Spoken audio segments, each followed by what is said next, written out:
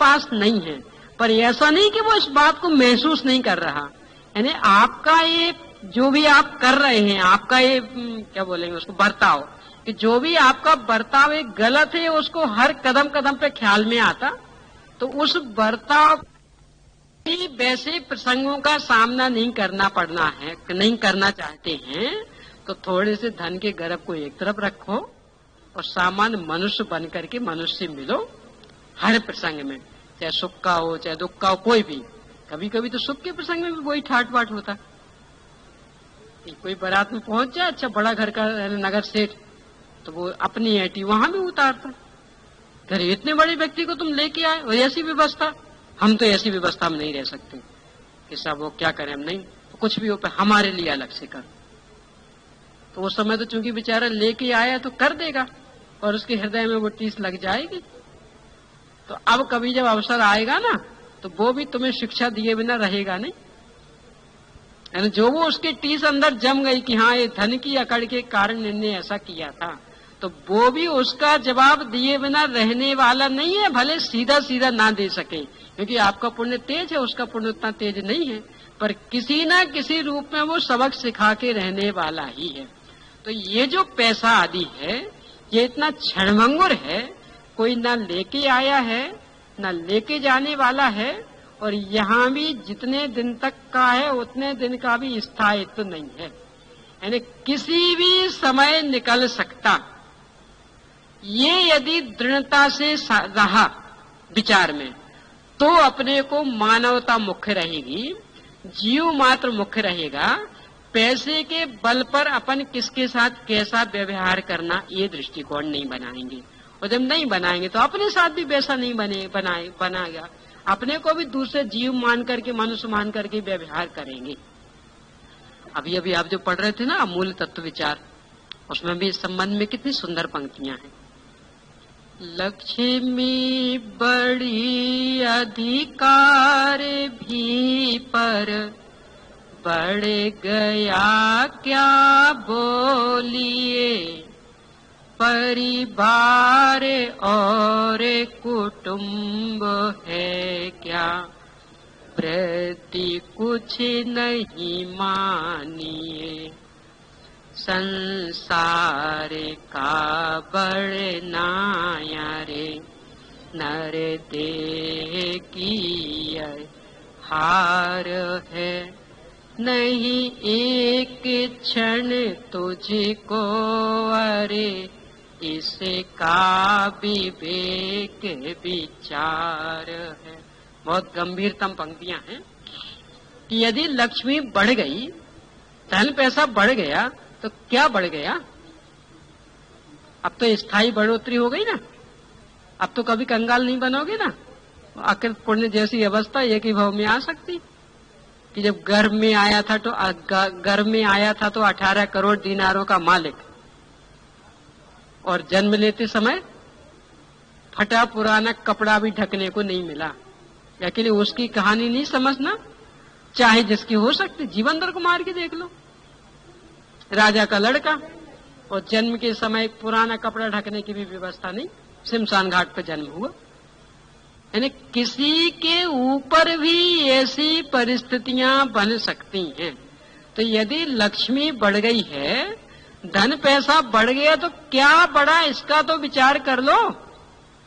अधिकार बढ़ गया हो, कोई बहुत ऊंचे पद पे पहुंच गए हो, तो उसकी भी एक अकड़ रहती है, अरे हम तो सब इतने बड़े व्यक्ति, अब इनके पास कैसे जाएं, और जाएं भी तो सामान्य स्तर से कैसे जाएं, अब वो उस स्तर से बुलाएंगे तो जाएंगे। तो ये भी अकड़, इस अकड़ में कुछ दम नहीं है, एक क्षण में सारी अकड़ गिर सकती है। और पीवी नरसिंह राव भी थे ना, और आज क्या स्थिति है, सबका ही ले लो, चाहे वो आपके लालू यादव हो, कोई भी ले लो, किसी की भी ले लो। यानी इतने बड़े बड़े ऊंचे ऊंचे पदों पर पहुंचे हुए व्यक्ति भी, और आज किस स्थिति में हैं, कहीं से निकले तो कोई सलाम भी ठोकने वाला है, भटे भाव भी इज्जत देने वाला है। तो ये अकेले उनकी स्थिति है कि किसी की भी बन सकती। तो ये यदि रहेगा अपने को ख्याल में, तो अपने बर्ताव में समता रहेगी। ऐसे कुटुंब परिवार, कुछ कोई इसकी अकड़ चलती रहती, तो हमें क्या कमी है? हमारा तो बहुत बड़ा कुटुंब, कोई भी काम आएगा तो हम अपने परिवारजनों के सहारे कर लेंगे, और इस अकड़ के बल पर दूसरों को नहीं गिनते।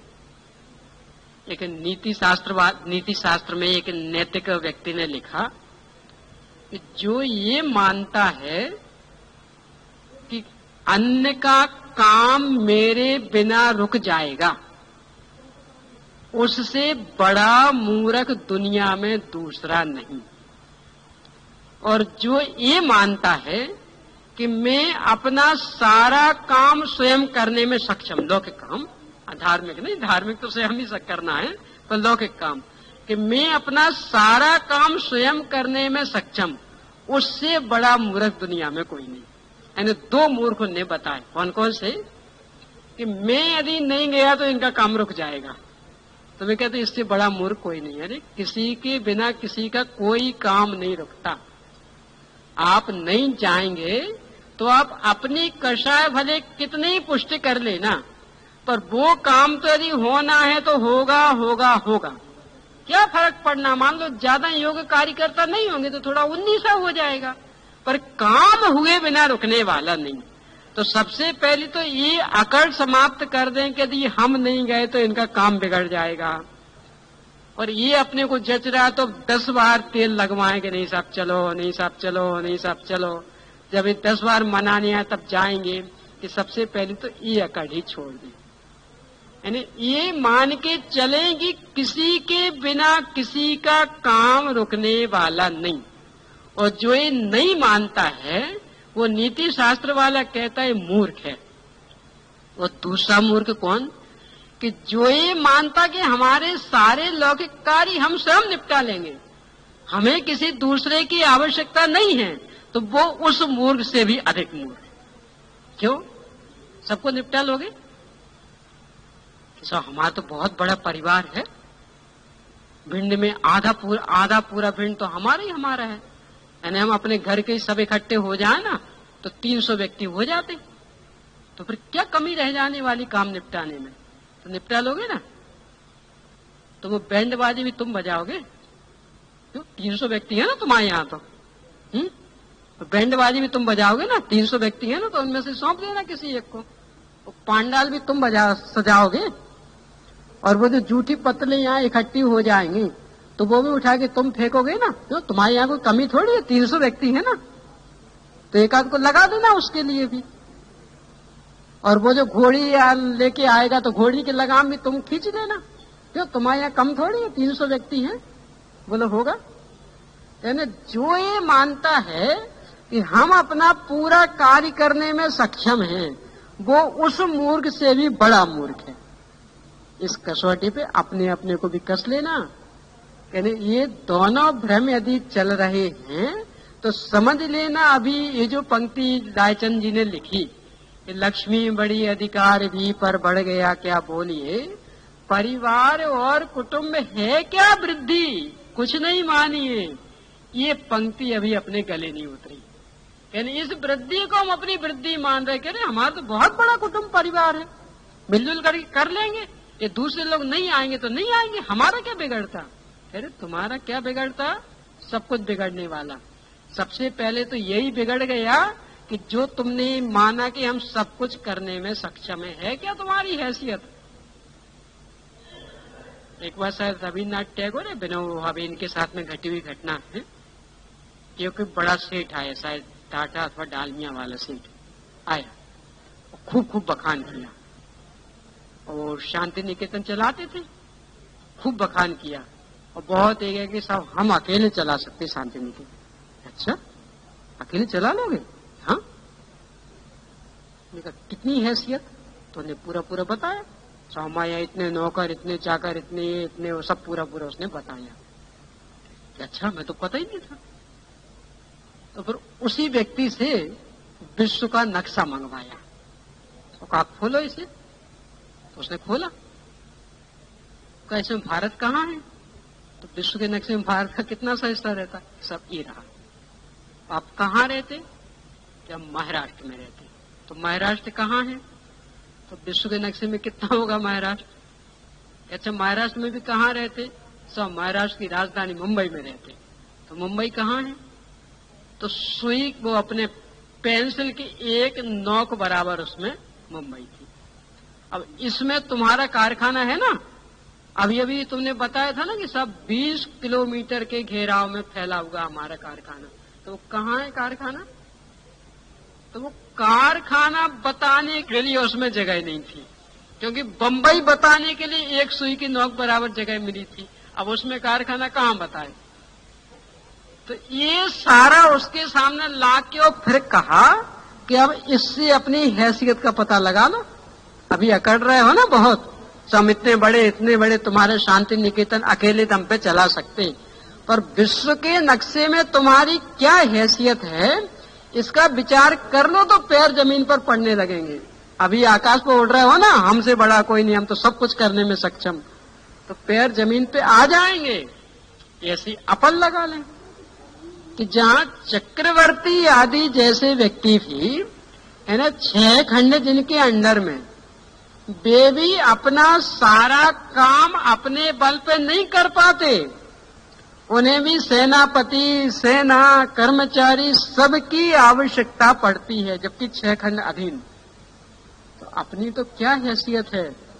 तो ये सारी अकड़ छोड़ देना कि हम सब कुछ करने को तैयार, सब कुछ करने में सक्षम। क्यों, कमी क्या है? भरपूर पैसा है, देंगे नौकरों को, भरपूर खड़ा कर देंगे। अरे नौकरों के बल पर तो नौकरों के ही काम होते हैं, मालकियत वालों के काम नौकरों के बल पर नहीं होते। अरे नौकर झूठी पत्तल उठा करके तो डाल सकते हैं कचरे घर में, पर जो एक सहधर्मी को परोसने का काम होगा वो नौकर नहीं कर पाएगा। और करेगा तो वो सहधर्मी आपसे संतुष्ट होके नहीं जाएगा, और यदि उसके मन में टीस बैठ गई तो वो भी, यदि आप उसके यहाँ गए तो आपके साथ भी ऐसे ही बर्ताव करेगा। तब पता लगेगा आपको कि पैसे की अकड़ क्या होती है। अकड़ आपने भी उसके सामने अपना पैसा का ही प्रदर्शन किया था ना, सब क्या कमी है हमारे पास, हम तो दे देंगे नौकरों को भरपूर और लगा देंगे 1000-2000 नौकर, सारा काम टिप टॉप हो जाएगा। तो वो भी आपके साथ ऐसे ही बर्ताव करेगा।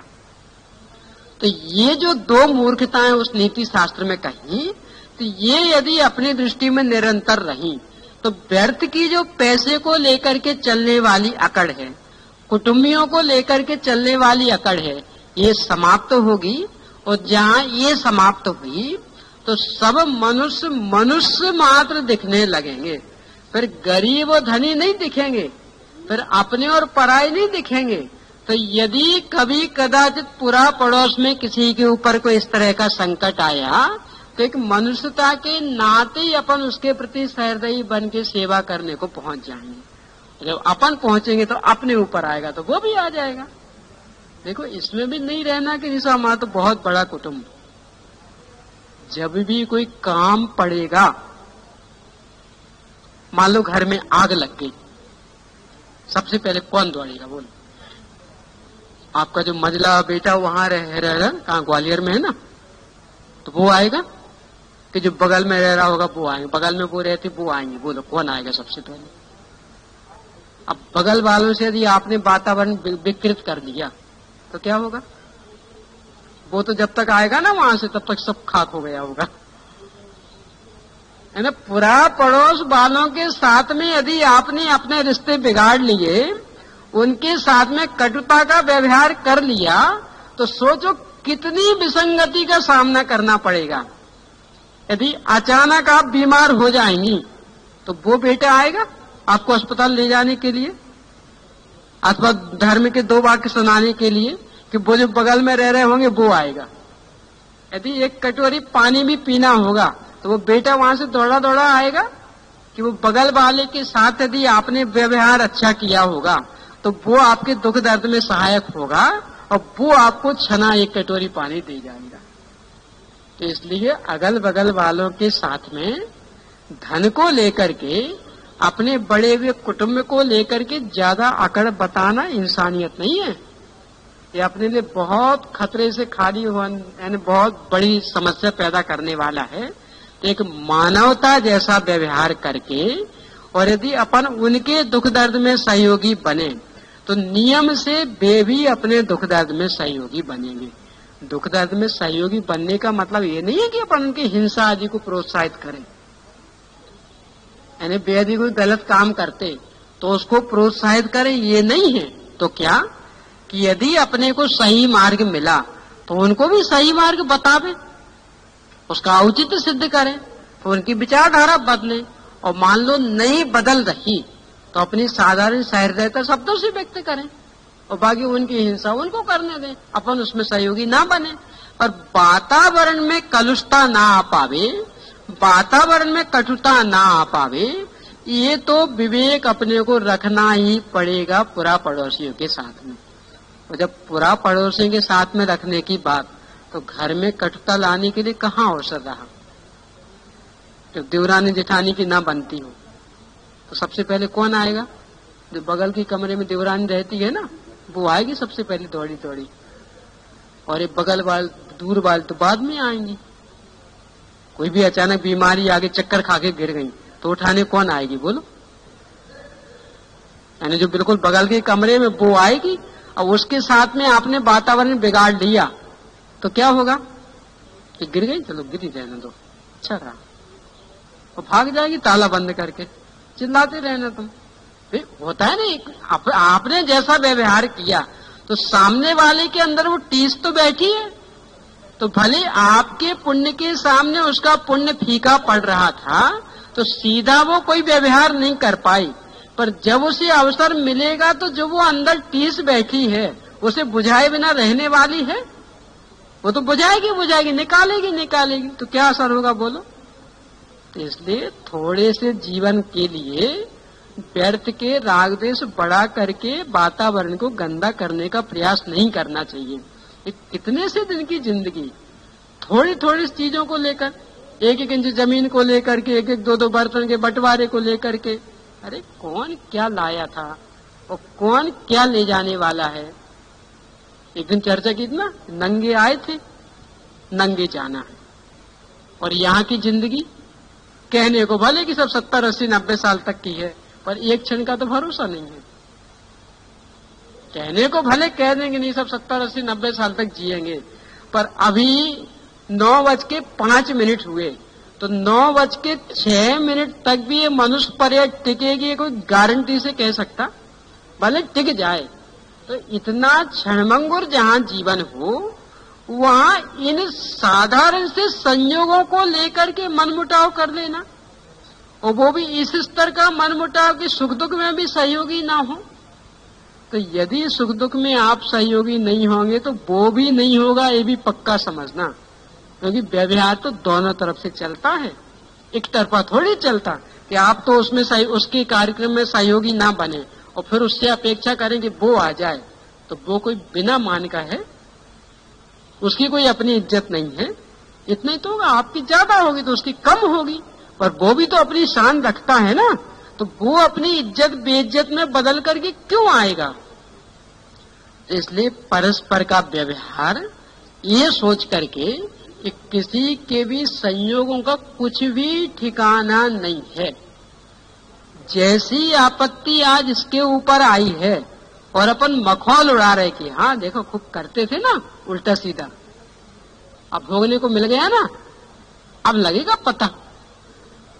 ज्यादा मत अकड़ो, कोई इसी भाव का सारा भोगने को मिलता है ऐसा नहीं है।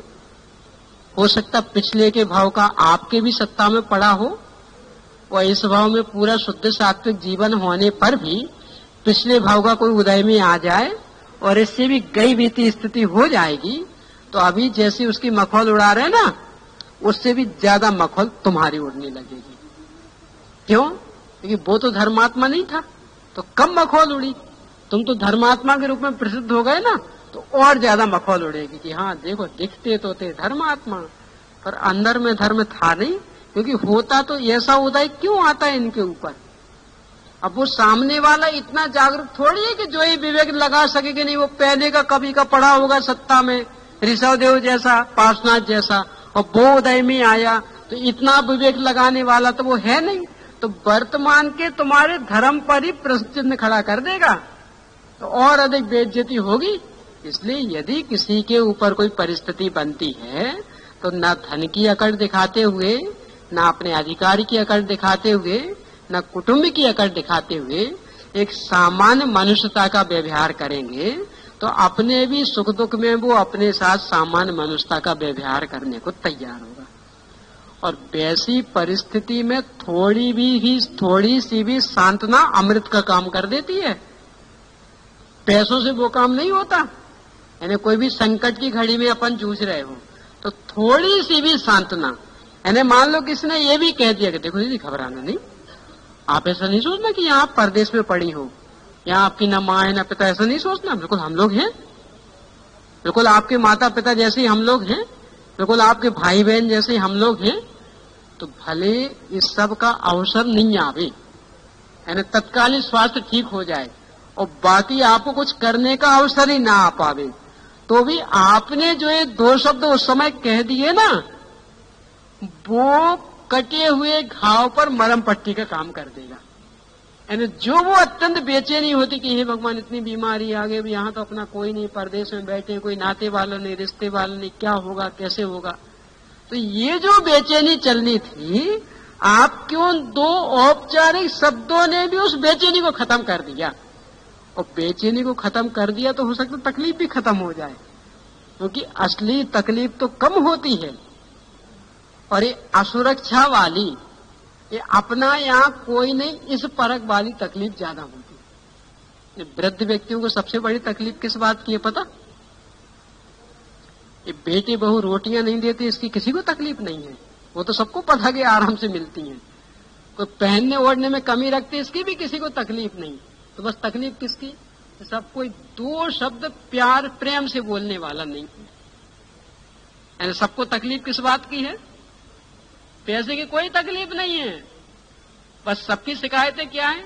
सब कोई 2 शब्द प्रेम से बोलने वाला नहीं है, कोई एक प्रेम की नजर से देखने वाला नहीं है हमें, इसकी तकलीफ सबको। तो इनका यदि दुख हल्का करना हो ना, बस इतना सा इलाज है। देखो प्रेम से बोलोगे तो भी रोटियां तो देनी पड़ेंगी। समाज में यदि रहना है तो बूढ़े पिता माता पिता को रोटियां नहीं दिए बिना रहना चाहो तो समाज खा जाएगी। वो बाध्य करेगी कि नहीं तुम्हारे पिता हैं तो तुम्हें करना ही पड़ेगा, तो रोटियां तो हर कीमत पे देनी पड़ेंगी। अब बस निर्णय ये करना कि प्रेम से देनी कि बातें सुना के देनी। प्रेम से दोगे तो उनके मन में संकलेश नहीं होगा, और बातें सुना के देंगे तो भी रोटियां तो खानी है, तो खाएंगे ही, आपका तो जानेंगे सारा। पर जो वो उनके मन में निरंतर एक परत्व की बुद्धि बनी, अरे कोई नहीं हमारा यहाँ, कोई नहीं हमारा यहाँ, देखो तो बिल्कुल परदेसी जैसे बैठे हैं, कोई पूछने वाला नहीं।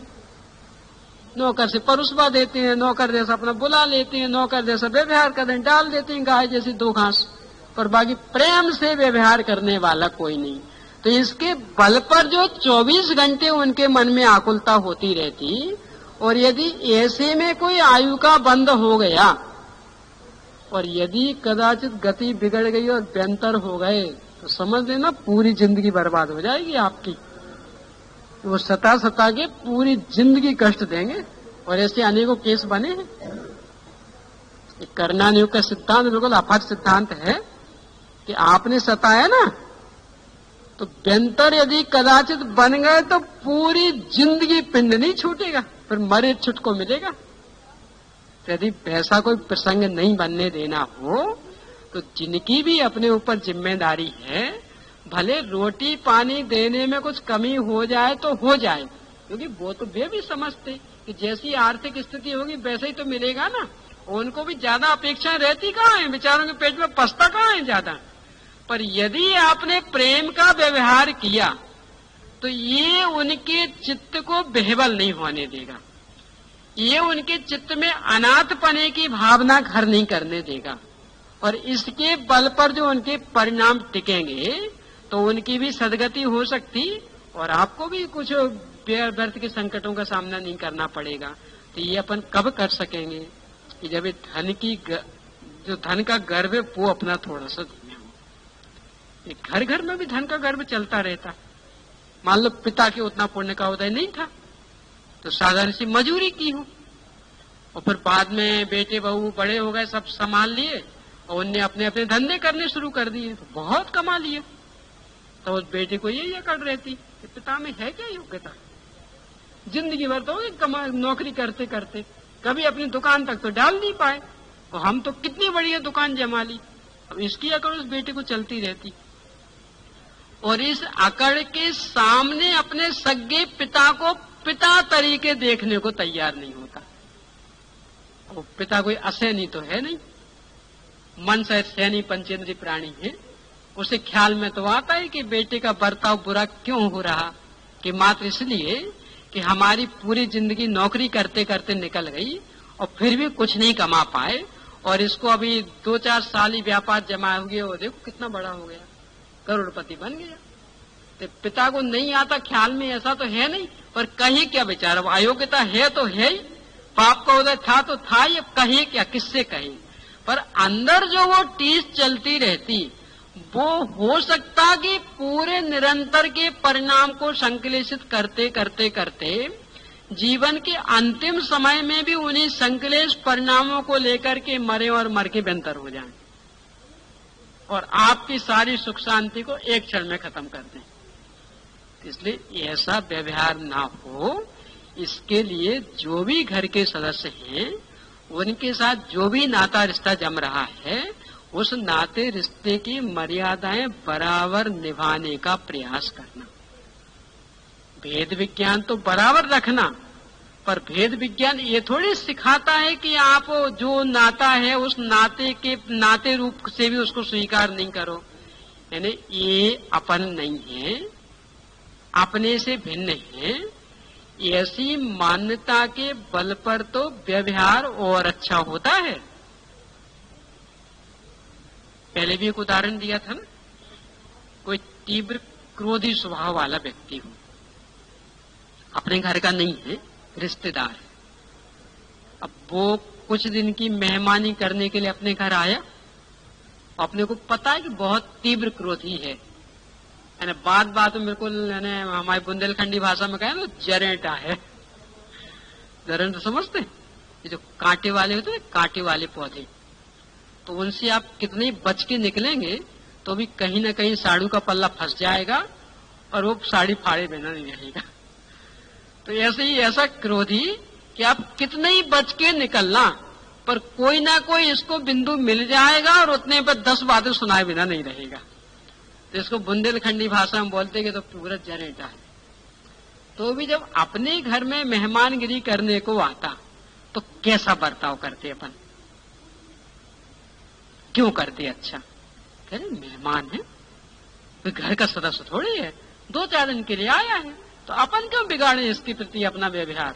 तो 2-4 दिन के लिए आया है, इतने से को लेकर के कितना बढ़िया व्यवहार बना लेते। अब ये सब भी जब ऐसे ही लगने लगे ना कि ये जो घर के व्यक्ति है ना, इनका भी कोई ठिकाना नहीं है, कौन कितने दिन के लिए कोई भरोसा नहीं, ये सब भी मेहमान जैसे हैं, और जो वृद्ध हो गए वो तो और अधिक मेहमान जैसे।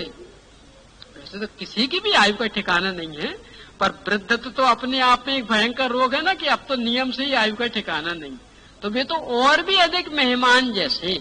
और यदि भी अपने को मेहमान जैसे लगने लगे तो अब कटु व्यवहार करने का भाव आएगा कि और अधिक मृदु व्यवहार, कि भी अभी हमने ये कटु व्यवहार किया, सुबह के भोजन में ऐसा कटु व्यवहार किया, शाम को भोजन करने की स्थिति में रहेंगे कि नहीं रहेंगे क्या पता, तो कम से कम सुबह तो प्रेम से अच्छे से परोस के खिला दो इनको, ऐसा भाव आएगा।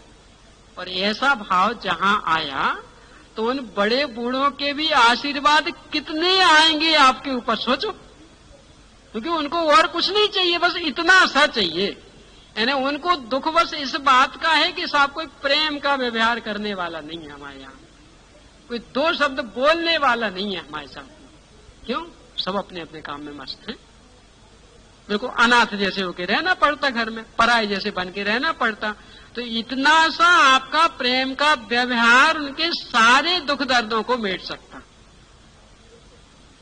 अभी जहां में रहे ना जिस कमरे में, उसके बगल में जिसका भी मुझे पता नहीं है, तो ये कोई वृद्ध व्यक्ति की आवाज आती है और वो अपने जो भी होगा उसका नाती पोता जो भी मुझे पता नहीं, मतलब परिचय नहीं, तो जो आवाज आती वो, तो बेचारा पुकारता रहता, टिन्नू टिन्नू ऐसा करके पुकारता है, टिन्नू टिन्नू। 10 बार पुकारेगा तब एक बार टिन्नू, हाँ आ तो रहे, सुन तो लिया। ऐसी वही उस वृद्ध की आवाज हो जाती है सुन के, तब लगता देखो क्या संसार की हालत। अभी कल या परसों की बात है, 11 बजे करीब का समय था, तो शायद हो सकता है उसका पेपर हुआ होगा। तो उन वृद्ध व्यक्ति को लगा होगा कुछ ऐसे कि चलो पूछें तो कैसा पेपर गया। तो आवाज देनी उसने शुरू की, टीनू टीनू टीनू। उन्हें तो काम फुर्सत। तो जब 10 बार आवाज लगाई तो एकदम चिल्ला के, आ तो रहे, सुन लिया ना। अब वही बेचारी की आवाज में एकदम बोला, बेटा वो और कुछ नहीं, बस इतना ही पूछे कि कैसा गया पेपर। हाँ अच्छा गया। सोचो क्या बीती होगी उस वृद्ध की आत्मा पर, कैसा लगा होगा उसे। अब वो कौन है मेरा परिचय नहीं है, यानी मेरे कमरे में वो आवाज कोई सुनाई देती है। लगा कि देखो तो क्या संसार की हालत। यानी वृद्धों की तो इतनी ममता की भी, मेरा जो भी हो, नाती पोता जो भी हो मुझे पता नहीं, यानी उनकी तो इतनी ममता की भी अपने घर का है ना, तो चलो पूछें, और उनको यानी कुत्तों जैसा धुतकार देवे। तो वो लोग क्या बीतती होगी उनके परिणामों पे। तो फिर भी क्या करें, घर में रहना है तो सब सहना है, तो कितने संक्लेश परिणाम होते होंगे। और ऐसे में यदि आयु बंध गई तो सोचो क्या होगा।